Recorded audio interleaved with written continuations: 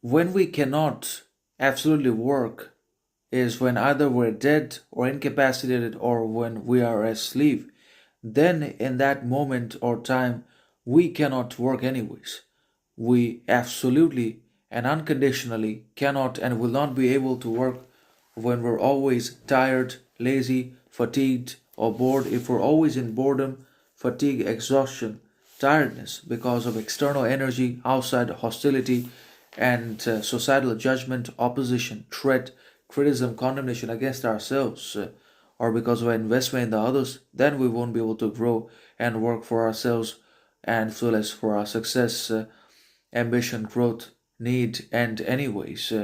But also, when we are asleep, then either we're dead and therefore or we won't be able to work anyways because we're asleep.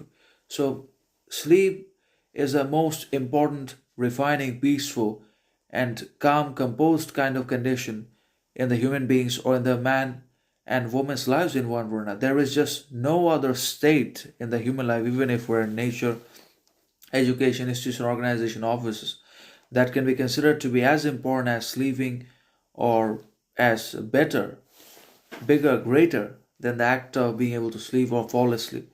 Because sleep or falling asleep or being asleep is the only one state and consistent power which provides us with good, significance, character, authenticity, alleviation from all our griefs, miseries, torments, betrayals, rejections, misfortunes, adversities, in one word. And being asleep is also always the only single absolute state in the world which is literally free from all judgment, opposition, hostility, envy, animosity, criticism, condemnation, misery, adversity of every kind and all kinds in one way or another. So we should definitely try to sleep, and whenever we're asleep, we won't be able to work. Only when we're not able to work is when we are asleep. So we should fall asleep.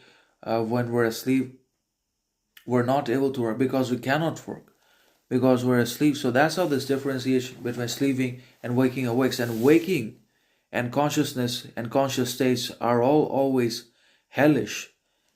They are more difficult, dangerous, complicated, chaotic, miserable than death, than falling asleep. Death is obviously better than life because it ends everything for good. For once and for all, everything is gone, both good and bad, rejection, acceptance, pleasure and pain, all is gone. And the dead is happy anyways. And the happy is not the living one. The living one cannot be considered to be a happy one at all, but the dead are happy. And